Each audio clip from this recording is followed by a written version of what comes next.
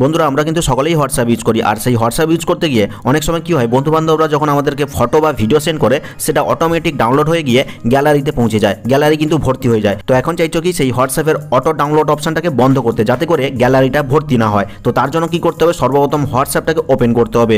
Open করলেই কিন্তু একদম কর্নারে 3 ডট দেখতে পেয়ে যাবে, এখানে ক্লিক করতে হবে। ক্লিক করলে কিন্তু নিচের দিকে সেটিংস নামে একটা অপশন পাবে, এখানে ক্লিক করবে। আর ক্লিক করলে কিন্তু পরের স্টেপে অনেকগুলো অপশন পেয়ে যাবে।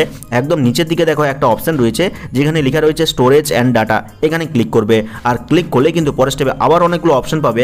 একদম নিচে দেখো লেখা রয়েছে মিডিয়া অটো ডাউনলোড, এবং তারই মধ্যে কিন্তু 3টা অপশন রয়েছে।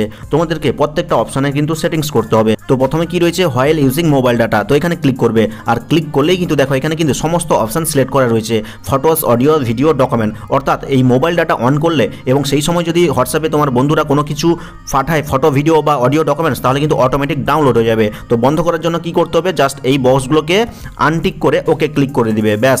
এখানে কিন্তু মোবাইল ডাটা অন করলে আর অটোমেটিক ডাউনলোড হবে না।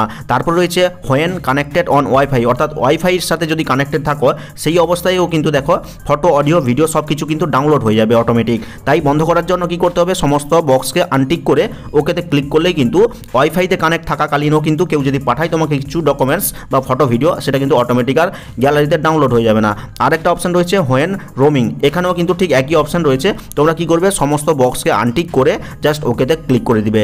আর এই সেটিংসটা করার পরেই কিন্তু হোয়াটসঅ্যাপে তোমার বন্ধুরা যখনই কোনো কিছু পাঠাবে, ফটো, ভিডিও, ডকুমেন্টস যাই কিছু, সেটা কিন্তু আর অটোমেটিক তোমার গ্যালারিতে গিয়ে ডাউনলোড হবে না, তোমার গ্যালারিটা ভর্তি হবে না। আশা করি তোমাদের এই ভিডিওটা অনেক কাজে দিবে। কাজে লাগলে লাইক করে চ্যানেলটিকে সাবস্ক্রাইব করবে, কমেন্ট করে জানাবে কেমন হলো আজকের এই ভিডিওটা। তো দেখা হচ্ছে পরবর্তী কোনো এই ধরনের হেল্পফুল ভিডিওর সাথে।